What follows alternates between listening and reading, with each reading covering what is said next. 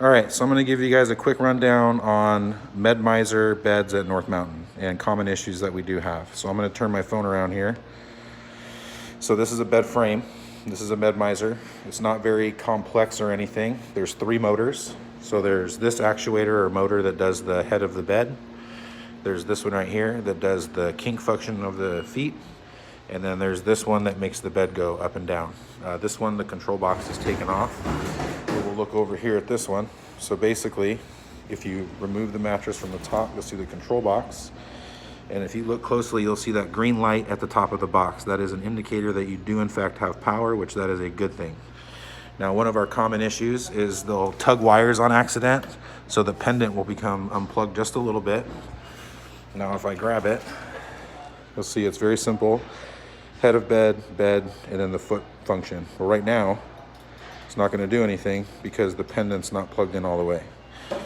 So it's as simple as identifying that it's not plugged in.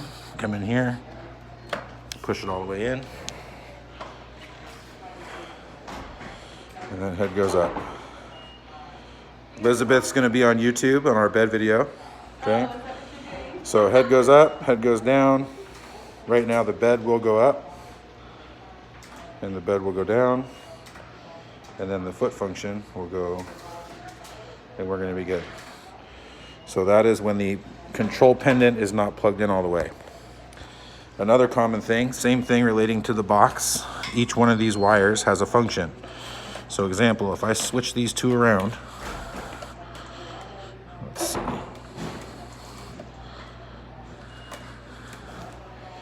They will call and say that it's not working correctly. So right now, if I go to push the head of the bed itself is actually going up and down. And the foot function still works because I didn't touch that one. But now the head button is not operating the right thing. So if you switch them back around,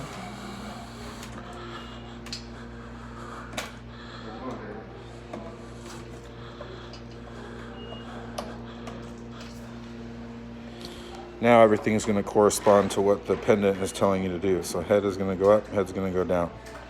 Another issue that we have is if you look at the foot of the bed, there's toggle switches here, and you'll see green is unlocked, red is locked. So if I lock those, what that does is that bypasses the control pendant. So if you had a patient that is behavioral or doesn't really know what's going on, they would lock that out so that they're not going to injure themselves. So a lot of times these buttons will get bumped when people are coming in the room with the Hoyer, et cetera, et cetera. So you just make sure that they're all on green and everything's gonna be good to go. Another issue that we have, you can see right now, I did this on purpose, this wire is going over top of the frame. Now, if you lower the head of the bed, it's gonna pinch that wire. So you wanna make sure that all of the wires go underneath the metal so that it's not gonna be hitting anything whenever you lower the bed down. Another one, this wire here does the head of the bed, and you can see where it's flat right here. This has already been pinched a couple times, and what it does, if you lower this bed straight down, here's the frame, and you go straight down, you're gonna touch the bracket that holds the caster. So a lot of times this wire will be underneath, and when you lower the bed all the way down, it actually smashes the wire.